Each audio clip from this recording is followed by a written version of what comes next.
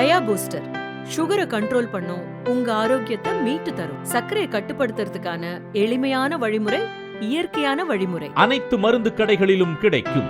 நண்பர்களே வணக்கம். குடியாத்தம் குமரன். நண்பர்களே, இப்போ நமது தமிழன் நடிகர் பத்மஸ்ரீ உலகநாயகன் கமலஹாசன் அவருடைய தக்லைஃப் படம் ரிலீஸ் ஆகிறதுல ஒரு மிகப்பெரிய சிக்கல். அது கர்நாடகா ஸ்டேட்ல நாங்க ரிலீஸ் பண்ண விட மாட்டோம்னு சொல்லி இப்போ கிட்டத்தட்ட அந்த கவர்மெண்ட் அந்த முடிவுக்கு வந்துருச்சு. கவர்மெண்ட் அந்த முடிவுக்கு வந்துருச்சு, அந்த படத்தை ரிலீஸ் பண்ண விட மாட்டேன்றாங்க. என்ன பிரச்சனை உங்களுக்கு எல்லாம் தெரியும். மொழி பிரச்சனை. மொழி பிரச்சனை நான் ஏற்கனவே பேசியிருக்கேன். அதாவது என்னன்னு கேட்டீங்கன்னா, இந்த தக்லைஃப் படத்தினுடைய இசை வெளியீட்டு விழால கர்நாடகாவுடைய சூப்பர் ஸ்டார் மறைந்த நடிகர் ராஜ்குமாருடைய மகன், மறைந்த நடிகர் புனித் ராஜ்குமாருடைய சகோதரர் சிவராஜ்குமார் வந்தார். சிவராஜ்குமார் வந்தபோது அவர் குறித்து பேசும்போது, அவர் மீது இருக்கிற அதிக பாசத்தின் காரணத்தால், ராஜ்குமார் குடும்பத்தின் மீது இருக்கிற பாசத்தின் காரணத்தால் எனக்கு அங்க ஒரு குடும்பம் இருக்குது அப்படின்னு திரு கமலஹாசன் அவர்கள் பேசும் பொழுது அவர் ஒரு விஷயத்தை சொல்றார். என்னன்னு சொன்னா, இது கன்னடம் என்பது ஒரு மாற்று மொழி இல்ல. கன்னடம் என்பது தமிழிலிருந்து பிரிந்த மொழி. கன்னடத்துக்கும் தமிழுக்கும் நெருக்கம் இருக்கிறது. தமிழில் இருந்து பிரிந்த மொழிதான் கன்னடம். கன்னடத்திற்கு தாய்மொழி தமிழ். அவர் சொன்ன அந்த கான்செப்ட் அதுதான். தமிழிலிருந்து பிரிந்த மொழி கன்னடம், கன்னடத்திற்கு தாய்மொழி தமிழ். ஏன் நம்முடைய மகோ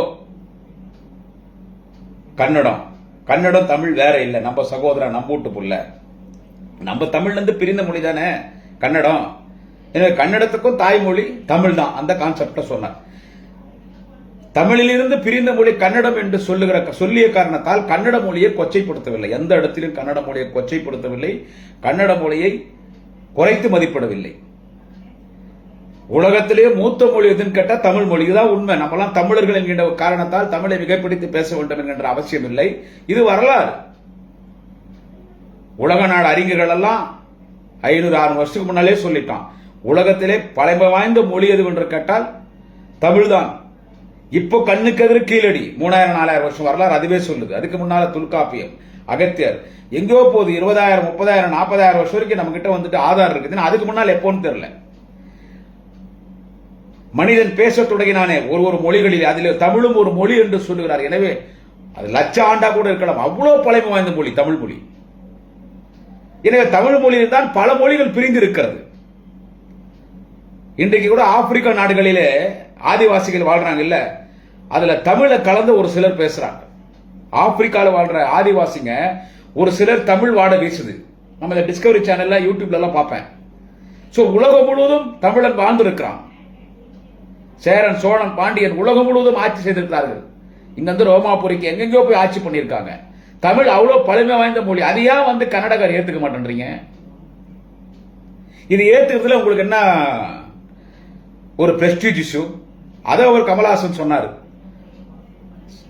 சிவராஜ்குமார் வந்திருக்காரு, நம்ம வீட்டுல ஒருத்தர் நம்ம தமிழில் இருந்து பிரிந்த மொழி தானே கன்னடம், நம்ம தமிழிலிருந்து பிரிந்த மொழி கன்னடம், நம்ம தமிழர் கன்னடர்கள்லாம் ஒன்னு ஒரு ஒற்றுமையா பேசுறாங்க. அதை நீங்க வேற்றுமையா பார்த்து கன்னடத்தை கொச்சைப்படுத்திட்டாங்க.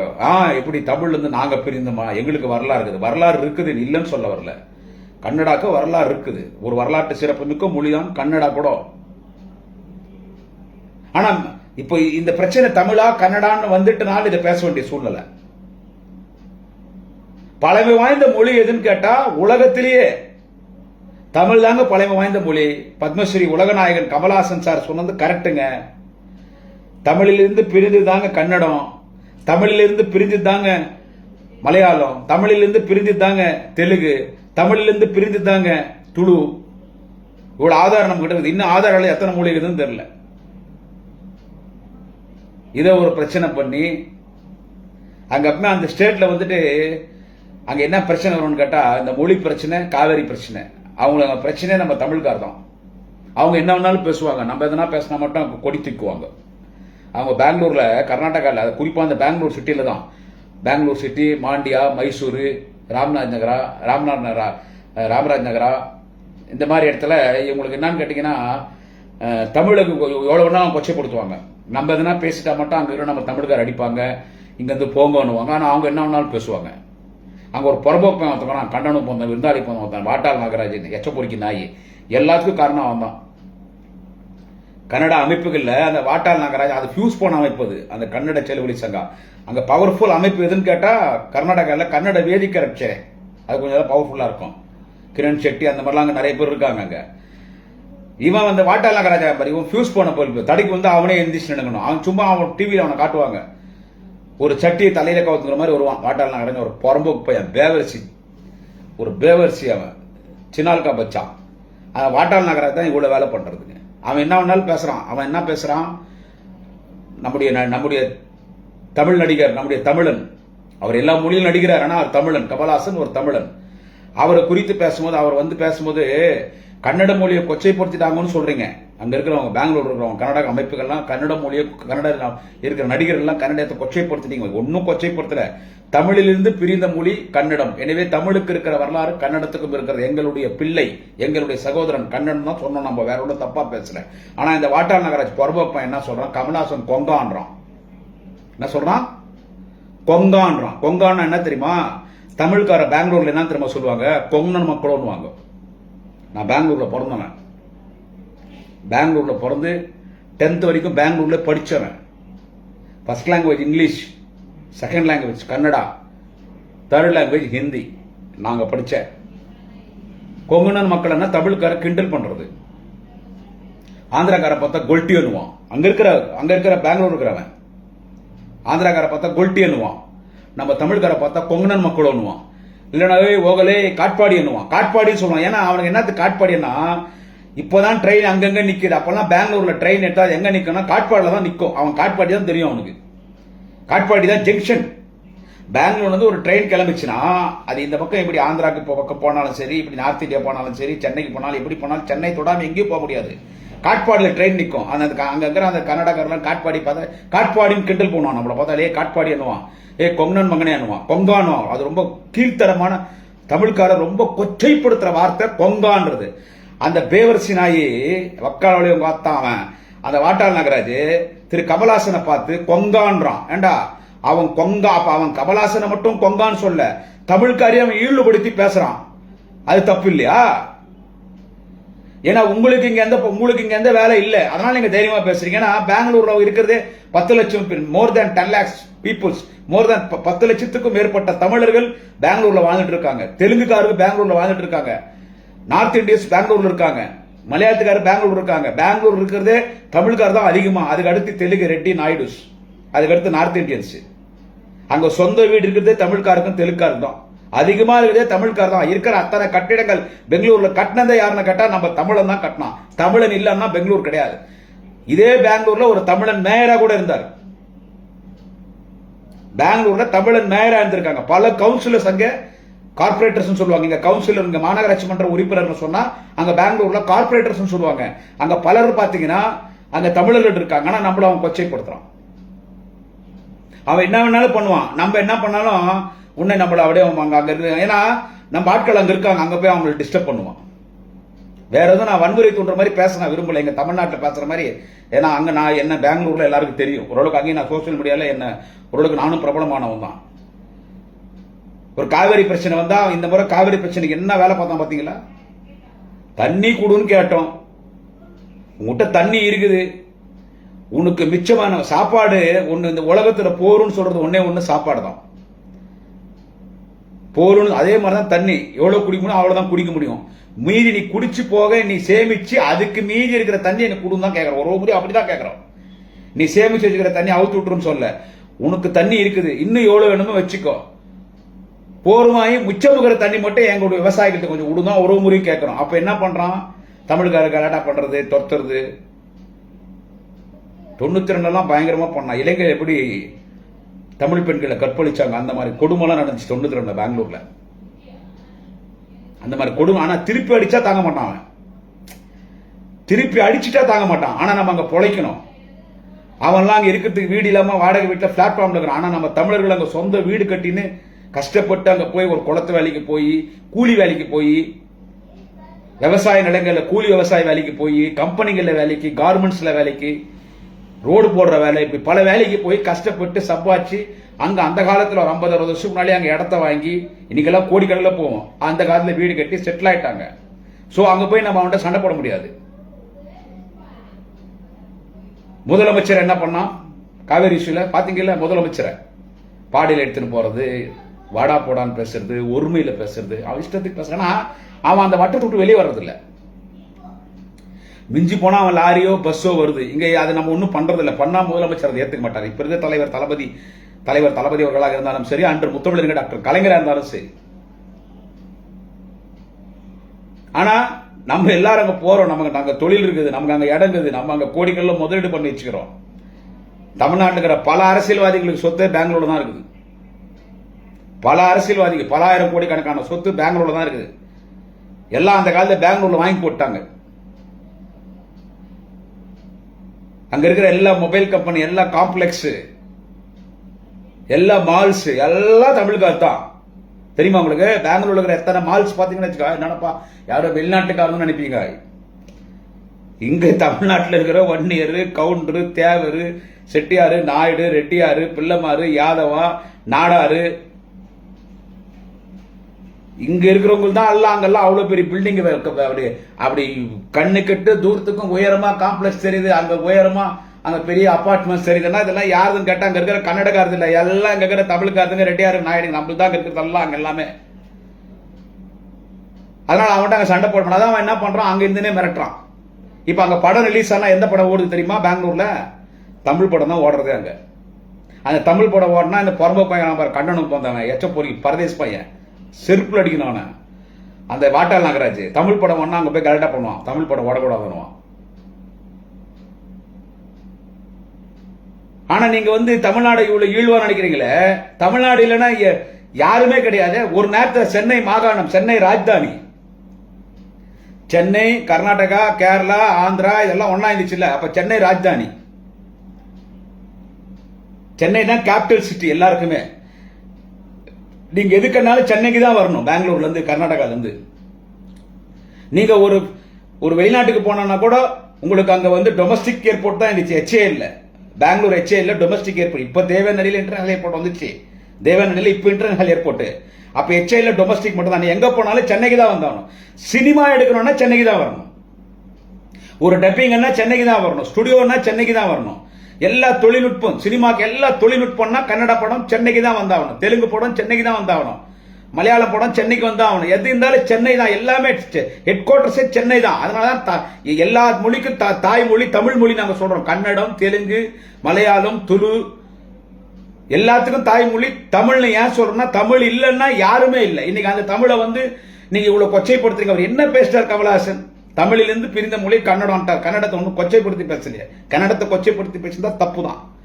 அதை போய் பழி வாங்கணும்னு சொல்லி படம் ரிலீஸ் அவர் தான் நீண்ட ஒரு விளக்கம் கொடுத்துறாரு. எல்லா விளக்கம் கொடுத்துட்டீங்க, ஒரு மன்னிப்புன்னு ஒன்று கேட்டுலாமே. இந்த நிமிஷம் அவர் கேட்காம நிக்கிறார் ஸ்டடியா. உண்மையில அவரை பாராட்டணும்.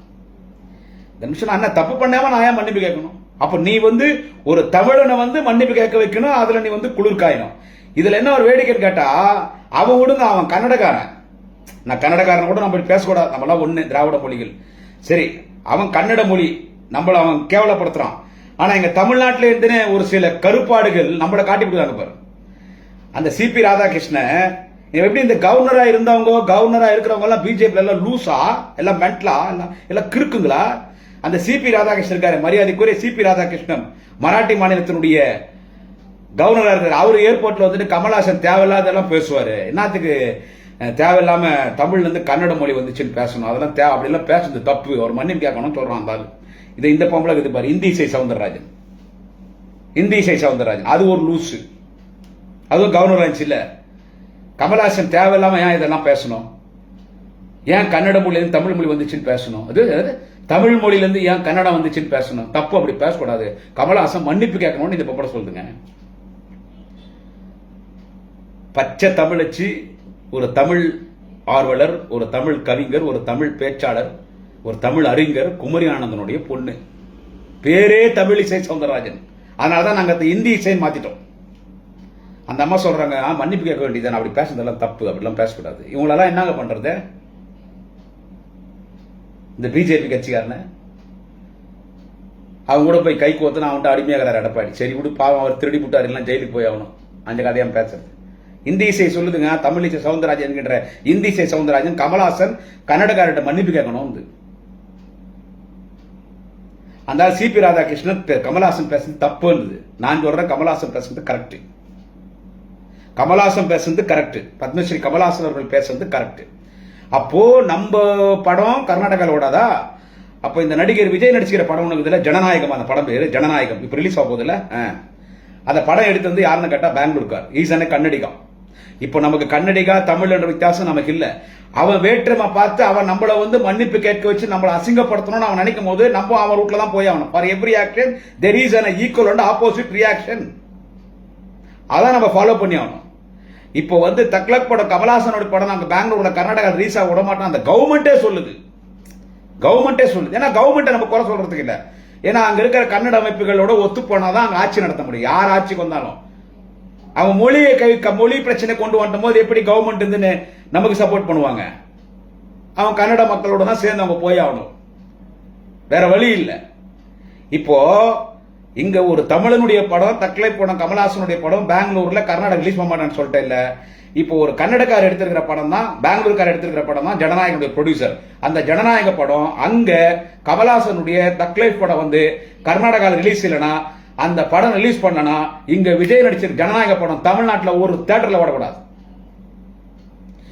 இந்த விஷயத்துல எல்லா கட்சி வேறுபாடெல்லாம் இதுல பார்க்க கூடாது. இப்போ கர்நாடகாவில் பாத்தீங்கன்னா காவேரி பிரச்சனை, இந்த மாதிரி மொழி பிரச்சனை இருந்துச்சுன்னா அங்க இந்த ஆளுங்கட்சி, எதிர்கட்சி, உதிரி கட்சி, லெட்டர் பேர் கட்சி, விசிட்டிங் கார்டு கட்சி இதெல்லாம் பார்க்க மாட்டாங்க. எல்லாம் ஒன்னாயிடுவாங்க. மொழின்னு வரும்போது நாடு மொழின்னு வரும்போது எல்லாம் ஒன்னாவான். காவேரி பிரச்சனை தான் எல்லாம் ஒன்னாயிடுவான்.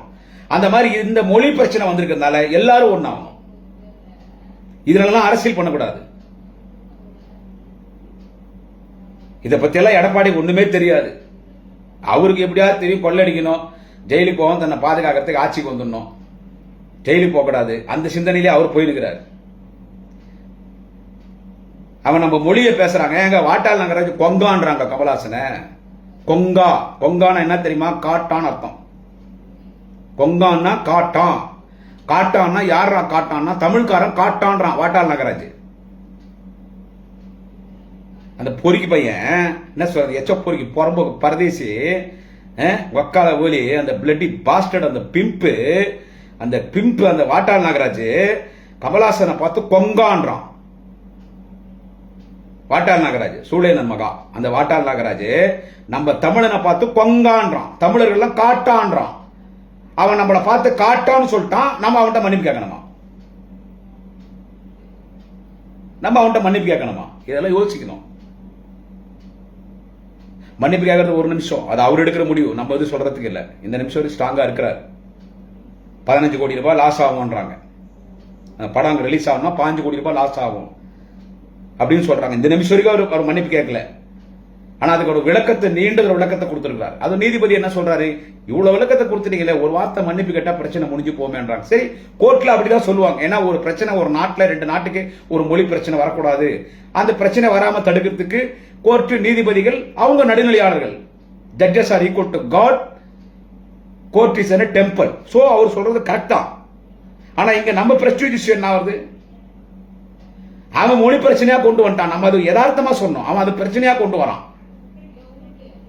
அதுக்கு தமிழ் இசை சவுந்தரராஜன், சாரி இந்தி இசை சவுந்தரராஜன் மன்னிப்பு கேட்கணும்னு சொல்லுது அந்த அம்மா.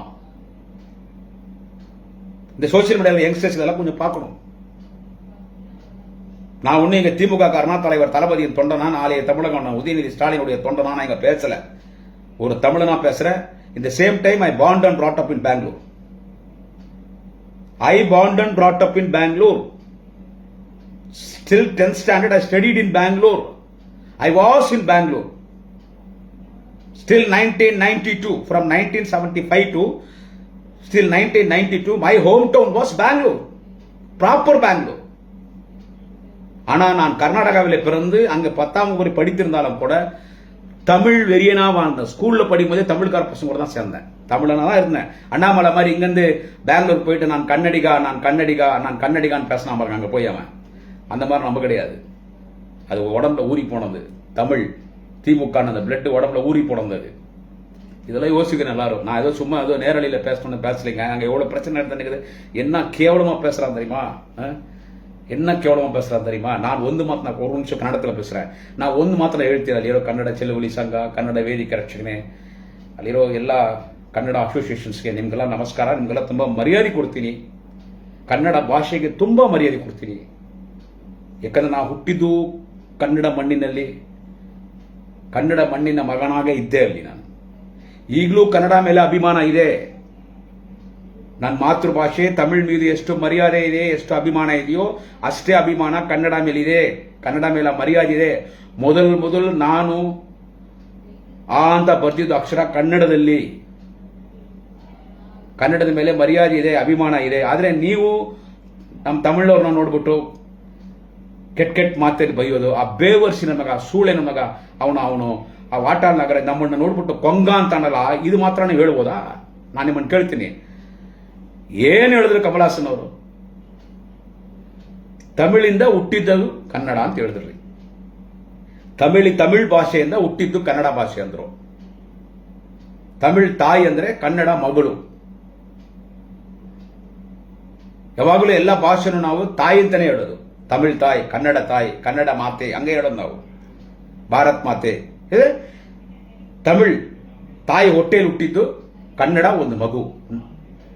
ಅದೇ ಅವ್ರು ಹೇಳಿದ್ರು, ತಮಿಳಿಲಿಂದ ಪಿರಿಂದದ್ದು ಕನ್ನಡ ಮೇಲೆ. ಅದ್ರಲ್ಲಿ ಏನ್ ತಪ್ಪಿಲ್ವಲ್ಲ. ನಾವು ತಾಯಿಸ್ತಾನ ತಗೊಂಡ್ವಿ. ತಾಯಿಸ್ತಾನ ನಮ್ಮ ಮಗು. ನೀವು ಕನ್ನಡ ರಕ್ತ ಸಂಬಂಧ ಇದೆ ನಮಗೂ ನಿಮಗೂ. ಅದನ್ನೇ ಕಮಲಾಸನ್ ಹೇಳಿದ್ರು. ಅವ್ರು ಏನು ಒಂದು ಅನ್ಪಾರ್ಲಿಮೆಂಟರಿ ವರ್ಡ್ಸ್ ಯೂಸ್ ಮಾಡಲಿಲ್ಲ, ಏನು ಡ್ಯಾಮೇಜ್ ಮಾಡಲಿಲ್ಲ. ಕನ್ನಡನ ಡ್ಯಾಮೇಜ್ ಮಾಡಿದ್ರೆ ನಾನೇ ಸೋಷಿಯಲ್ ಮೀಡಿಯಾದಲ್ಲಿ ಬಿಡ್ತಾ ಇರಲಿಲ್ಲ. ಒಂದು ಗುಂಪು ಸೇರ್ಕೊಂಡು ನಾನೇ ಸರಿಯಾಗಿ ಮಾಡ್ತಾ ಇದ್ದೆ. ಬಟ್ ಅವ್ರೇನು ತಪ್ಪಾಗಿ ಹೇಳಿಲ್ವಲ್ಲ. ಇದನ್ನೊಂದು ಪಾಲಿಟಿಕ್ಸ್ ಮಾಡಿಕೊಂಡು ಆ ಯಡಿಯೂರಪ್ಪ ಫ್ಯೂಸ್ ಹೋಗಿದ್ ಬಲ್ಪು, ಈ ವಯಸ್ಸಲ್ಲಿ ಪೋಕ್ಸೋ ಕೇಸು, ಆ ಬಿಜೆಪಿ ಮಾಡೋ ರಾಜಕೀಯ ಅಲ್ಲದು. ಅದರಲ್ಲಿ ವಾಟಾಳ್ ನಗರ ಬೇವರ್ಸನ್ ಮಗ, ಅವನ ಚಪ್ಪಲಿ ತೊಡಬೇಕು. ಅವನ ಯಾವತ್ತು ಸಾಯ್ತಾವನೋ ಅವತ್ತೇ ಕರ್ನಾಟಕ ಚೆನ್ನಾಗಿರೋದು. ನಾವು ತಮಿಳುನಾಡು ಕರ್ನಾಟಕ ಪಕ್ಕದಲ್ಲಿದ್ದೀವಿ. ಅಣ್ಣ ತಮ್ಮ, ಅಕ್ಕ ತಂಗಿ ತರ ಇರಬೇಕು, ಅಮ್ಮ ಮಗ ತರ ಇರಬೇಕು. ಏನು ಅವಾಗ ಜಗಳ ಆಡ್ಕೊಂಡು ಇದೆಲ್ಲ ಒಂದು ಸಮಸ್ಯೆ, ಇದೆಲ್ಲ ಒಂದು ಪ್ರಾಬ್ಲಮ್. ಅದೇ ವರ್ಷ ಬರುತ್ತಲ್ಲ ಕಾವೇರಿಗೆ. ನನ್ನ ಮಗ ವಾಟಾಳ್ ನಗರದ ಬೇವರ್ಸನ್ ಮಗ, ಅವನೇ ಮಾಡೋದೆಲ್ಲ.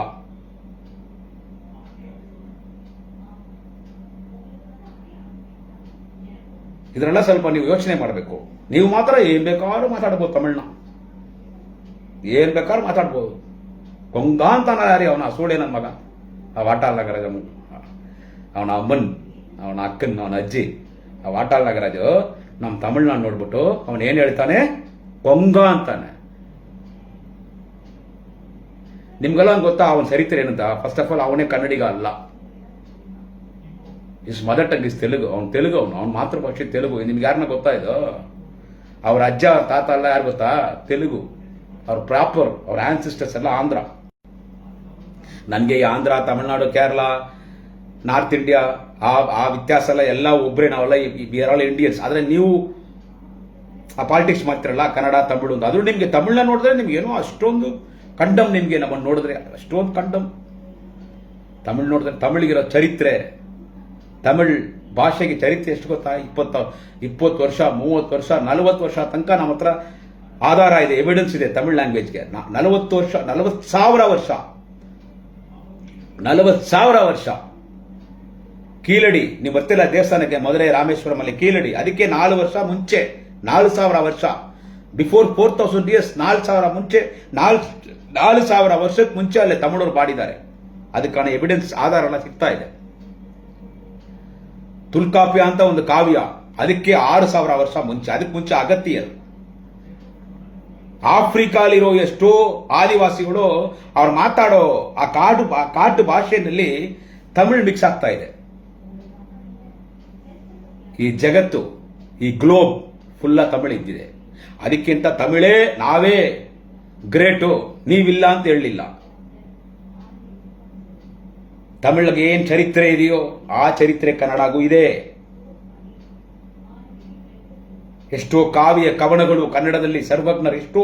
ಬಾರಿಸು ಕನ್ನಡ ಡಿಂಡಿಮವ, ಓ ಕರ್ನಾಟಕ ಹೃದಯ ಶಿವ, ಸತ್ಯಂತರಿಸನು ಬಡಿದೆತ್ತರಿಸು, ಕಚ್ಚಾಡುವರನ್ನು ಕೂಡಿಸಿಗೊಳಿಸು, ಬಾರಿಸು ಕನ್ನಡ ಡಿಂಡಿಮವ, ಓ ಕರ್ನಾಟಕ ಹೃದಯ ಶಿವ. ಅದೆಲ್ಲ ಹೇಳುವಾಗ ನನಗೆ ಹಂಗೆ ಒಳಗೊಳಗೆ ಸಂತೋಷ. ಎಲ್ಲೇ ಇರು, ಹೇಗೆ ಇರು, ಎಂದೆಂದಿಗೂ ಕನ್ನಡಿಗನಾಗಿರು ಅಣ್ಣವ್ರು ಆಡಿದ ಹಾಡು. ಇದೆಲ್ಲ ಅಣ್ಣವ್ರನ್ನ ಮರೆಯೋಕ್ಕಾಗಲ್ಲ ರೀ. ರಾಜ್ಕುಮಾರ್ ಅಣ್ಣವ್ರನ್ನ, ಪುನೀತ್ ರಾಜ್ಕುಮಾರ್, ಆ ಶಿವರಾಜ್ಕುಮಾರ್ ಪಾಪ ಏನೋ ಬಂದ್ರು, ಅವ್ರೇನೋ ಕೈ ತಟ್ಟರು.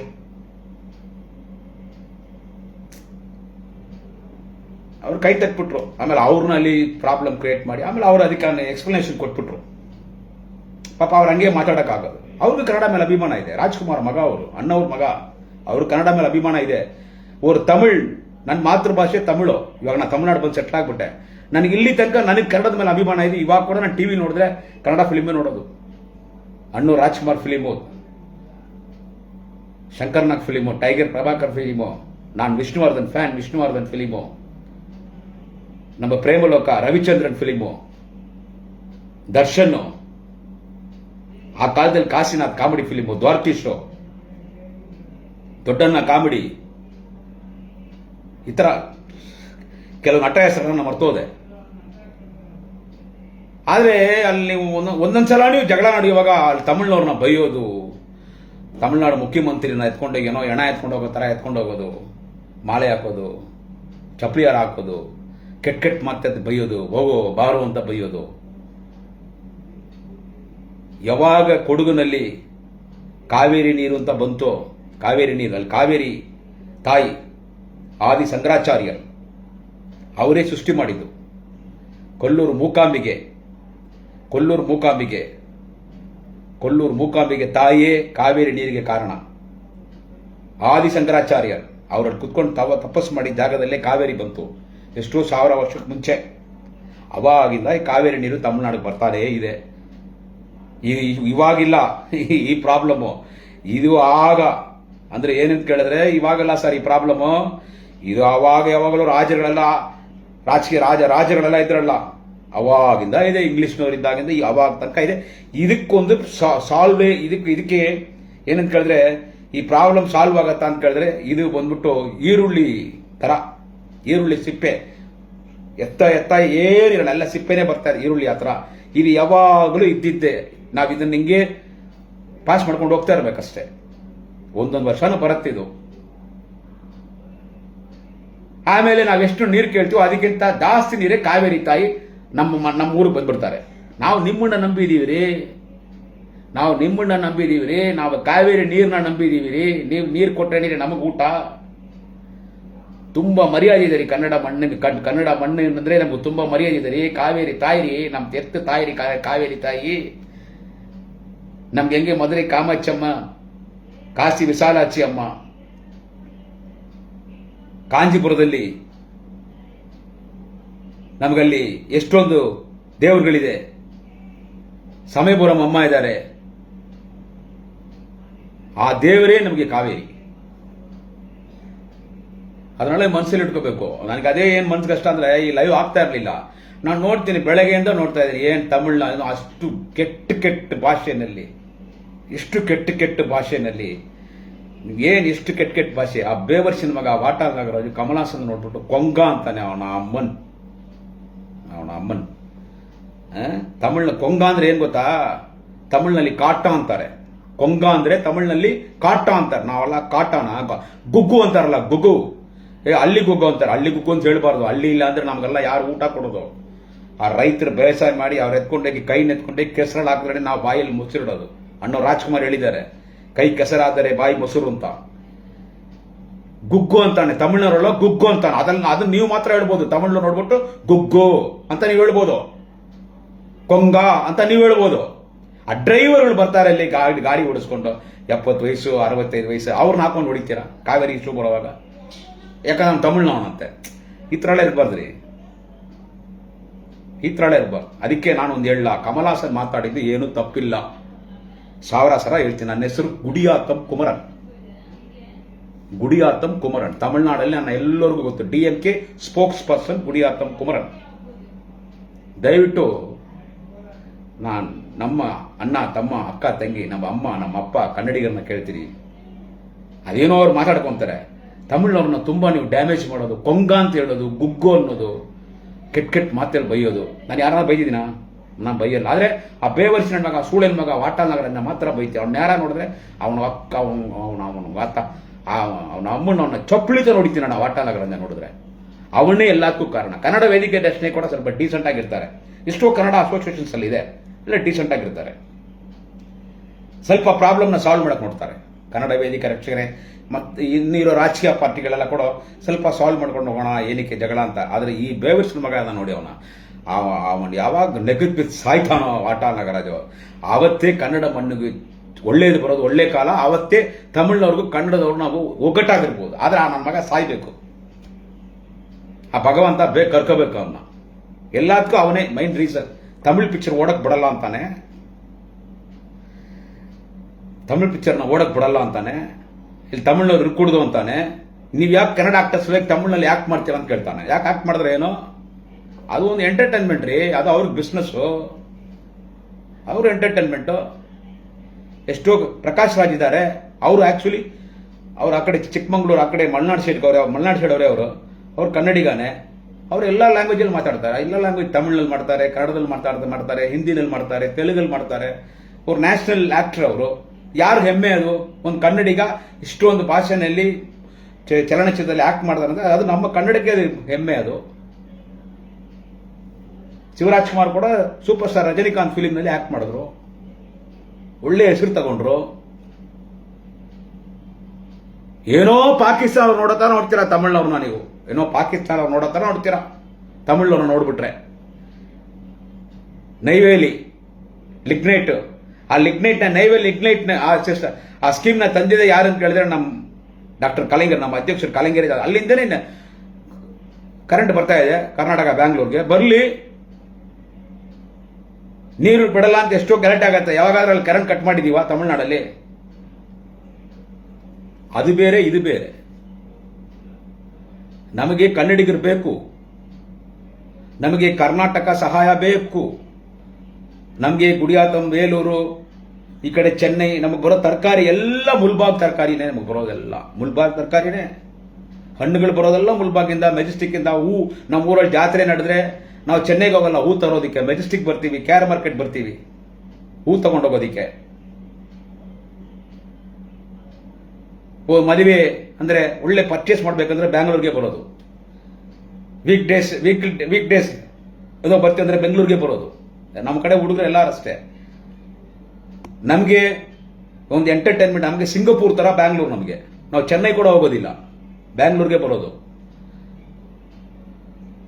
ಏನೋ ಬ್ಯಾಂಗ್ಳೂರ್ ಇಲ್ಲ ಅಂದ್ರೆ ನಾವಿಲ್ಲ, ಕರ್ನಾಟಕ ಇಲ್ಲ ಅಂದ್ರೆ ನಾವಿಲ್ಲ. ಕರ್ನಾಟಕ ಇಲ್ಲ ಅಂದ್ರೆ ನಾವೆಲ್ಲಿ? ನೀವು ಕೊಡೋ ನೀರೇ ನಮಗೆ ಜೀವಾಧಾರ, ನಮಗೆ ಹೊಟ್ಟೆಗೆ ಅನ್ನ. ಆ ನೀರಲ್ಲಿ ವ್ಯವಸಾಯ ಮಾಡಿ ಅಕ್ಕಿ ಬೆಳೆಸ್ತೀವಿ, ಅದೇ ಪ್ರಪಂಚ ಫುಲ್ ಹೋಗುತ್ತೆ. ತಂಜಾವೂರು, ನಾಗೈ, ತಿರುವಾರೂರು, ಕಡಲೂರು, ಅಲ್ಲಿ ಮಾಡೋ ವ್ಯವಸಾಯ. ಕಾವೇರಿ ನೀರ್ನ ನಂಬಿ ನಾವಿದೀವಿ ರೀ. ಕಾವೇರಿ ನೀರ್ ಇಲ್ಲ ಅಂದ್ರೆ ನಾವ್ ಏನ್ರಿ ಆಗೋದು? ನೀವು ನಮಗೆ ದೇವ್ರಿ, ಕನ್ನಡಿಗರು ನಮಗೆ ದೇವ್ರಿ. ಕನ್ನಡ ವ್ಯವಸಾಯ ರೈತರು ನಮಗೆ ದೇವ್ರಿ. ನೀವು ಅಲ್ಲಿರೋ ಕನ್ನಡ ವೇದಿಕೆ ರಚನೆ, ಆ ಬೋಳಿ ನನ್ನ ಮಗ ವಾಟಾ ನಾಗರಾಜ್ ಇಲ್ಲ, ಇನ್ನೂ ಇರೋ ಕನ್ನಡ ಅಸೋಸಿಯೇಷನ್ಸ್, ನೀವೆಲ್ಲ ನಮಗೆ ದೇವ್ರಿ. ನಾವು ಸ್ವಲ್ಪ ಅರ್ಥ ಮಾಡ್ಕೋಬೇಕು ನೀವು ಅಷ್ಟೇ. ಇದು ಹೆಂಗೆ ರೀಚ್ ಆಗುತ್ತೆ ಏನಂತ ಗೊತ್ತಿಲ್ಲ ಬೆಂಗಳೂರು ತನಕ. ಇದು ಹೆಂಗೆ ರೀಚ್ ಮಾಡೋದಂತ ನನಗೆ ಗೊತ್ತಿಲ್ಲ. ಯಾರಾದರೂ ಬೆಂಗಳೂರಿನವ್ರು ಇದ್ರೆ ನಾನು ಮಾತಾಡೋದು ಕೇಳಿಸ್ತಾ ಇದ್ರೆ ಇದನ್ನ ಶೇರ್ ಮಾಡಿ. ಕಮಲ್ ಹಾಸನ್ ಮಾತಾಡಿದ್ದು ಕರೆಕ್ಟು, ಅದರಲ್ಲಿ ಮಾತ್ರ ನಾನು ವಾಪಸ್ ತಗೊಳ್ಳೋದಿಲ್ಲ. ಗುಡಿಯಾತಂ ಕುಮರನ್ ನಾನು ವಾಪಸ್ ತಗೊಳ್ಳೋದಿಲ್ಲ. ಪದ್ಮಶ್ರೀ ಕಮಲ್ ಹಾಸನ್ ಅವರು ಮಾತಾಡಿದ್ದು ಕರೆಕ್ಟೇ. ಇದಕ್ಕೆ ಇದು ಇತಿಹಾಸ, ಚರಿತ್ರೆ ಇದೆ ತಮಿಳ್ಗೆ. 40,000 60,000 ವರ್ಷ ಚರಿತ್ರೆ ಇದೆ. ಎಷ್ಟು ಹೆಮ್ಮೆ ತಮಿಳು ಅಂತ ಹೇಳ್ಕೊಡೋದಿಕ್ಕೆ. ಅಷ್ಟೇ ಹೆಮ್ಮೆ ಪಡ್ತೀನಿ. ನಾನು ಕರ್ನಾಟಕದಲ್ಲಿ ಹುಟ್ಟಿದೆ, ನಾನಲ್ಲಿ ಕನ್ನಡ ಓದ್ದೆ, ನಾನು ಮೊದಲು ಕನ್ನಡದಲ್ಲಿ ಅಂತ ಅಕ್ಷರ ಬರೆದಿದ್ದೀನಿ, ಕನ್ನಡ ತಾಯಿ ಅಂತ ಹೇಳ್ಕೊಳ್ಳೋದ್ರಲ್ಲಿ ನನಗೂ ಅಷ್ಟು ಹೆಮ್ಮೆ ಇದೆ. ಆದ್ರೆ ಅಲ್ಲಿರೋರು ನೀವು ತಮಿಳು ನೋಡಿ ಕೊಂಗ ಅಂತಿರಲ್ಲ. ನಾನು ಆ ಬೋಳಿ ನನ್ನ ಮಗ, ಸೂಳಿನ ಮಗ, ಅವನ ಚಪ್ಪಲಿ ನೋಡಿದ್ದೀನಿ ಆ ವಾಟಾಳ್ ನಾಗರಾಜ್, ನಮ್ಮನ್ನ ನೋಡಿ ಕೊಂಗ ಅಂತಾನೆ. ನನಗೆ ಅವನ ಮೇಲೆ ಮಾತ್ರ ಕೋಪ. ಅವನು ಒಳ್ಳೆಯವನಲ್ಲ ರೀ, ಏನೋ ಅವನೇನೋ ಮಾತಾಡ್ತಾನೆ ಅಂತ ನೀವು ಅವನು ಸಪೋರ್ಟ್ ಮಾಡ್ತೀರಾ? ಸರಿ, ಈ ಸ್ಟೇಟ್ ಕರ್ನಾಟಕ ಸ್ಟೇಟ್ ತಮಿಳ್ನಾಡು ಬರ್ದೇ ಇದ್ರೆ ಮುಗಿದೋಯ್ತಾ? ನಾವು ತಮಿಳ್ನಾಡು ಒಳಗೆ ಎಂಟರ್ ಆಗಲ್ಲ ಅಂತ ಹೇಳಕ್ಕಾಗತ್ತಾ? ನಾವು ಹೇಳಕ್ಕಾಗಲ್ಲ. ನಾವು ಕರ್ನಾಟಕ ಒಳಗೆ ಬರೋದೇ ಇಲ್ಲ, ನಮಗೆ ಕರ್ನಾಟಕ ಸಹಾಯ ಬೇಡ ಅಂತ. ನಮಗಿರೋದೇ ಕಾವೇರಿ ನೀರು. ನೀವು ಬೇಕಾದ್ರೆ ತಿರುಚಿ ಹಂಗಂಗೆ ಕೂಡ ಬಿಟ್ಬಿಡ್ಬೋದು. ಎಷ್ಟೋ ಸಾವಿರ ಕೋಟಿ ಖರ್ಚು ಮಾಡಲಿರೋ ಡೆಪ್ಯೂಟಿ ಸಿಎಂ ಅಣ್ಣವರು ಡಿ ಕೆ ಶಿವಕುಮಾರ್ ಆ ಮಿನಿಸ್ಟರ್ ಅವರು ನೀರ್ನ ಏನಾದ್ರು ಕೆನಾಲ್ಸ್ ಕಟ್ಟಿ ಡ್ಯಾಮ್ ಕಟ್ಟಿ ತಿರುಗ್ಬಿಡ್ಬೋದು ನೀರು. ನಾವೇನಾಗೋದು? ನಾವು ಹೇಳಕ್ಕಾಗಲ್ಲ ನಮ್ಗೆ ಕರ್ನಾಟಕ ಸಹಾಯ ಬೇಡ, ನಮಗೆ ಕರ್ನಾಟಕ ಬೇಡ ಅಂತ ನಾವು ಹೇಳಕ್ಕೆ ಆಗಲ್ಲ. ನಾವು ಬಾಳ್ಬೇಕು, ಅನ್ನ ತಿನ್ಬೇಕು ಅಂದ್ರೆ ನಮಗೆ ಕರ್ನಾಟಕ ಬೇಕು, ಕಾವೇರಿ ನೀರು ಬೇಕು. ನೀವು ಹತ್ರ ಹೇಳಕ್ಕಾಗತ್ತಾ? ನಾವು ತಮಿಳ್ನಾಡೇ ನಮ್ಗೆ ಬೇಕಾಗಿಲ್ಲ, ನಾವು ತಮಿಳ್ನಾಡು ಕಡೆನೇ ನಾವು ಬರೋದಿಲ್ಲ ಅಂತ ಹೇಳಕ್ಕಾಗತ್ತಾ? ಆಗಲ್ಲ. ನಮಗೆ ನೀವು ಬೇಕು, ನಮಗೆ ನೀವು ಬೇಕು. ಅದೇ ಹೇಳಿದೆ, ಒಡ ಹುಟ್ಟಿದ್ದ ಅಣ್ಣ ತಮ್ಮ ತರ sir. We are twin brothers, twin sisters sir. ಒಡ ಹುಟ್ಟಿದ್ದು ಅಂದ್ರೆ ಟ್ವಿನ್ ಬ್ರದರ್ಸ್. ಅದನ್ನ ಮಾತ್ರ ಸ್ವಲ್ಪ ನೋಡಿ.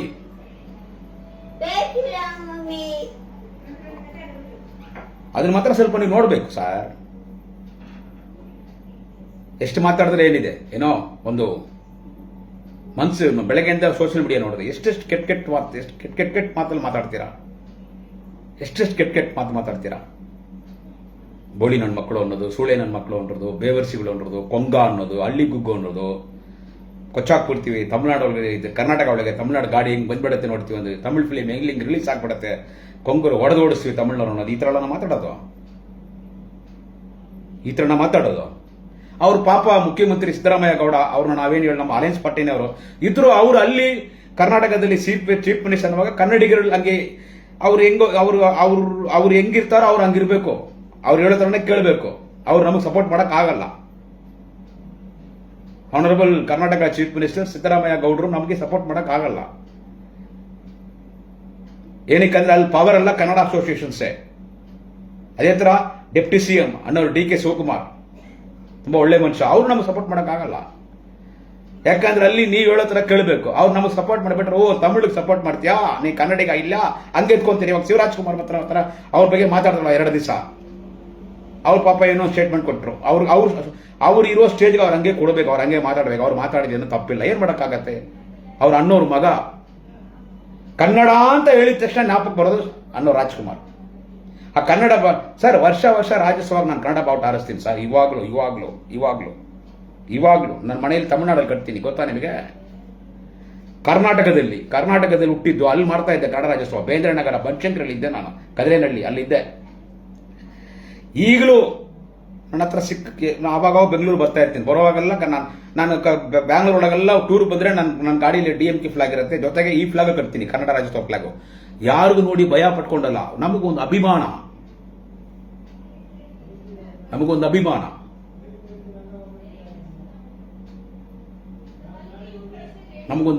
ಕನ್ನಡ ಮೇಲೆ ಒಂದು ಅಭಿಮಾನ ನನಗೆ. ಕಿತ್ತೂರು ಚೆನ್ನಮ್ಮ, ಒನಕೆ ಓಬವ್ವ, ಸಂಗೊಳ್ಳಿ ರಾಯಣ್ಣ, ಇವ್ರ ಚರಿತ್ರೆ ಎಲ್ಲ ನನಗೆ ಗೊತ್ತು, ಓದಿದ್ದೀನಿ.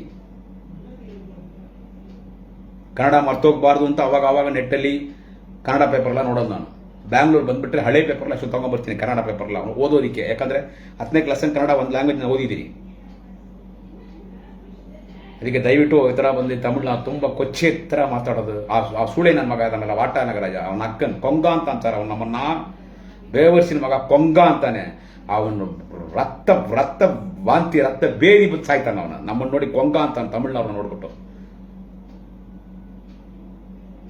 ಅದಕ್ಕೆ ಏನೋ ಮಾತಾಡಬೇಕು, ಮಾತಾಡಿದ್ದೀನಿ. ಕಮಲ್ ಹಾಸನ್ ಅವ್ರು ಹೇಳಿದ್ದು ಯಾವ ತಪ್ಪು ಇಲ್ಲ ಸರ್. ಮತ್ತೆ ಹೇಳ್ತೀನಿ, ಅಕ್ಕ ತಂಗಿಂದರೆ, ಅಣ್ಣ ತಮ್ಮಿಂದರೆ, ಕಮಲ್ ಹಾಸನ್ ಹೇಳಿದ್ದು ತಪ್ಪಿಲ್ಲ. ತಮಿಳಿಂದ ಹುಟ್ಟಿದ್ದೇ ಕನ್ನಡ, ಕನ್ನಡ ಒಂದು ಚರಿತ್ರ ಭಾಷೆ. ಕನ್ನಡಗೆ ಚರಿತ್ರ ಇದೆ. ತಮಿಳು 40,000-50,000 ವರ್ಷ ಮುಂಚೆ ಇದ್ದಿರ್ಬೋದು. ಸೀನಿಯರ್ ತಮಿಳ್, ಜೂನಿಯರ್ ಕನ್ನಡವಾಗಿದ್ರೆ ಕೂಡ ಕನ್ನಡಕ್ಕೂ ಚರಿತ್ರ ಇದೆ. ತಮಿಳಿಗೆ ಎಷ್ಟು ಚರಿತ್ರ ಮರ್ಯಾದೆ ಇದೆ, ಅಷ್ಟೇ ಮರ್ಯಾದೆ ಕನ್ನಡಗಿದೆ. ತೆಲುಗು ಅಷ್ಟೇ ಮರ್ಯಾದೆ ಇದೆ, ಅಷ್ಟೇ ಮರ್ಯಾದೆ ಮಲಯಾಳಂಗಿದೆ, ಅಷ್ಟೇ ಮರ್ಯಾದೆ ತುಳುಗಿದೆ. ನಾವೆಲ್ಲ we are all Dravidians. Tamil, Telugu, Kannada, Malayalam, Tulu, this 5 languages are the Dravidian languages. ನಾವೆಲ್ಲ ದ್ರಾವಿಡಗಳು, ವಿ ಆರ್ ಆಲ್ ದ್ರಾವಿಡಿಯನ್ಸ್. ನಮಗೆ ನಮ್ಮ ಮಾತೃಭಾಷೆ ಬೇಕು. ತಮಿಳುನಾಡು ಅಂದ್ರೆ ತಮಿಳು, ಕರ್ನಾಟಕ ಅಂದ್ರೆ ಕನ್ನಡ, ಆಂಧ್ರ ಅಂದ್ರೆ ತೆಲುಗು, ತೆಲಂಗಾಣ ಅಂದ್ರೆ ತೆಲುಗು, ಆ ಕಡೆ ತುಳು, ಈ ಕಡೆ ಕೇರಳ ಅಂದ್ರೆ ಮಲಯಾಳಂ. ನಮಗೆ ಹಿಂದಿ ಬೇಡ ಅಂತ ಹೇಳ್ತೀವಿ. ಅದೇ ನೀವು ಹೇಳಿದ್ದೀರಾ ಅವತ್ತು. Respected honourable Karnataka chief minister Siddaramaiah ಹೇಳಿದ್ರು, ಹೆಂಗೆ ತಮಿಳುನಾಡಲ್ಲಿ ಅವರು ಹಿಂದಿನ ಅಪೋಸ್ ಮಾಡ್ತಾರೋ ಆ ತರ ನಾವು ಹಿಂದಿನ ಅಪೋಸ್ ಮಾಡ್ತೀವಿ, ನಮಗೆ ಕನ್ನಡನೇ ನಮಗಿಲ್ಲಿ ಬೇಕು. ಏರ್ಪೋರ್ಟ್ ನಲ್ಲಿ ಯಾವನೋ ಒಬ್ಬ ಹಿಂದಿ ಮಾತಾಡ್ದ, ಅಲ್ಲಿರೋ ಕನ್ನಡಿಗರೆಲ್ಲ ಹೋಗಿ ಗಲಾಟೆ ಮಾಡಿದ್ರು, ಕನ್ನಡ ಕಲ್ತ್ಕೊಳ್ಳೋ, ಕರ್ನಾಟಕಕ್ಕೆ ಬಂದೇ ಅಲ್ಲ, ಕರ್ನಾಟಕದಲ್ಲಿ ಬಂದು ಕರ್ನಾಟಕದಲ್ಲಿ ಕೆಲಸ ಮಾಡೋ ರೈಲ್ವೆ ಡಿಪಾರ್ಟ್ಮೆಂಟ್ ಆಗಿರ್ಬೋದು, ಅದು ಏರ್ ಫೋರ್ಸ್ ಆಗಿರ್ಬೋದು, ಎಲ್ಲೇ ಇದ್ರೂ ಕೂಡ ಕರ್ನಾಟಕಕ್ಕೆ ಬಂದಿದ್ರೆ ಕನ್ನಡ ಕಲ್ತ್ಕೊಳ್ಳೋ, ಕನ್ನಡ ಕಲ್ತ್ಕೊಂಡು ಕನ್ನಡದಲ್ಲಿ ಮಾತಾಡೋ, ಇಲ್ಲಾಂದ್ರೆ ಹೋಗೋ ನಿನ್ ಊರಿಗೆ ಅಂತ ಒಂದು ಗಲಾಟೆ ಮಾಡಿದ್ರು. ಸೂಪರ್, ಹಂಗೆ ಇರಬೇಕು, ಕಲ್ತ್ಕೋ, ಕನ್ನಡ ಕಲ್ತ್ಕೋ. ಒಂದು ಫಿಲಿಂ ಪುನೀತ್ ರಾಜ್ಕುಮಾರ್ ನಾನು ನೋಡಿದೆ, ಯಾವುದೋ ಒಂದು ಕನ್ನಡ ಕಲ್ತ್ಕೊಳ್ಳೋ, ಕನ್ನಡ ಕಲ್ತ್ಕೊಂಡು ಒಳಗ್ ಬಾರ ಅಂತಾರೆ ನಮ್ಮ power sir Puneeth Rajkumar fan ನಾನು. ಕನ್ನಡ ಕಲ್ತ್ಕೋಬೇಕು, ಕರ್ನಾಟಕಕ್ಕೆ ಬಂದ್ರೆ ಕನ್ನಡ ಕಲ್ತ್ಕೋ. ಅವನು ಹಿಂದಿ, ಅವನು ಬಂದು ಇಲ್ಲಿ ಕೆಲಸ ಮಾಡ್ತಾನೆ. ನಮ್ಮ ಕನ್ನಡಿಗರಿಗೆ ಕರ್ನಾಟಕದಲ್ಲಿ ಕೆಲಸ ಇಲ್ಲ, ನಮ್ಮ ತಮಿಳ್ನವ್ರಿಗೆ ತಮಿಳ್ನಾಡಲ್ಲಿ ಕೆಲಸ ಇಲ್ಲ, ಆಂಧ್ರನಲ್ಲಿ ತೆಲುಗಿನವ್ರಿಗೆ ಕೆಲಸ ಇಲ್ಲ, ಕೇರಳನಲ್ಲಿ ಮಲಯಾಳದವ್ರಿಗೆ ಕೆಲಸ ಇಲ್ಲ, ನಾರ್ತ್ ಇಂಡಿಯನ್ಸ್ ಫುಲ್ಲ ಬರ್ತಾನೆ, ಅವನು ಬಂದು ಹಿಂದಿನಲ್ಲಿ ಮಾತಾಡ್ತಾನೆ. ಅವನಿಗಾಗ ನಾವು ಹಿಂದಿ ಕಲ್ತ್ಕೋಬೇಕಾ? ಅವ್ನು ನಮ್ಮ ಭಾಷೆ ಅವ್ನು ಕಲ್ತ್ಕೊಳ್ಳಿ. ಎಲ್ಲರೂ ಅವರ ಭಾಷೆ ಮೇಲೆ ಮರ್ಯಾದೆ, ಆತರ ನಮ್ಮ ಭಾಷೆ ಮೇಲೆ ನಮಗೆ ಮರ್ಯಾದೆ ಇರಬೇಕು, ತಮಿಳ್ ಮೇಲೆ. ಆದ್ರೆ ನೀವೇನ್ ಮಾತಾಡ್ತೀರಾ? ಎಲ್ಲರೂ ಹೇಳ್ತಿಲ್ಲ, ಕೆಲವರು ದಯವಿಟ್ಟು ಸ್ವಲ್ಪ ಯೋಚನೆ ಮಾಡಿ ನಾನು ಮಾತಾಡಿದ್ದು. ಮತ್ತೆ ಹೇಳ್ತೀನಿ, Kamal Haasan, we support Kamal Haasan, we support Kamal Haasan, we support Kamal Haasan. Kamal Haasan ಹೇಳಿದ್ದು ಕರೆಕ್ಟೇ. ಈ ಜಗತ್ತಲ್ಲಿ, in this globe, in this earth, a senior most language is Tamil. Tamil ಆ ತಾಯಿ ಹೊಟ್ಟೆಯಲ್ಲಿ ಹುಟ್ಟಿದ್ದು ಕನ್ನಡ. ಜೈ ಕರ್ನಾಟಕ ಮಾತೆ. ನಮಸ್ಕಾರ. ಗುಡಿಯಾತಂ ಕುಮರನ್.